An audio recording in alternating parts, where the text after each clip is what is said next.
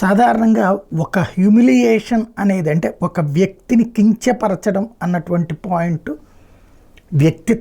వ్యక్తిగతంగా ఇద్దరికి మధ్య తగవలు ఉన్నప్పుడు నడుస్తుంది. ఇప్పుడు మనది మనకి నచ్చిన నాయకుడి మీద ప్రేమ ఉండటం తప్పులేదు.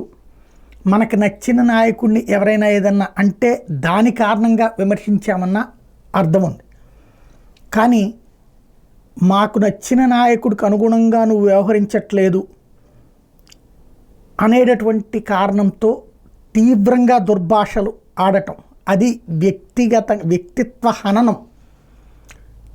అల్లు అర్జున్ ఫేస్ గురించి, అల్లు అర్జున్ స్టైల్ గురించి, అల్లు అర్జున్ క్యారెక్టర్ గురించి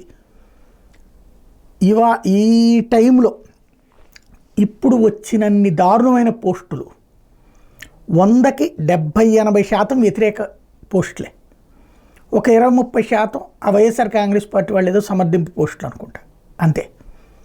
70-80% దూషణలు. ఇది కూడా వైసీపీ వాళ్ళు కూడా దీనికి కౌంటర్ వేస్తున్నారు, అంతే. ఇంత దారుణమైనటువంటి మానసిక వ్యధని కలిగించి అతనైతే పట్టించుకోవట్లేదు, అల్లు అరవింద్ కూడా పట్టించుకుంటున్నట్లేరు. కానీ ఒక పెద్ద కమెడియన్ లాగాను, ఒక దుర్మార్గుడుగాను చిత్రీకరించబడినటువంటి మొట్టమొదటి సందర్భం అనుకుంటా.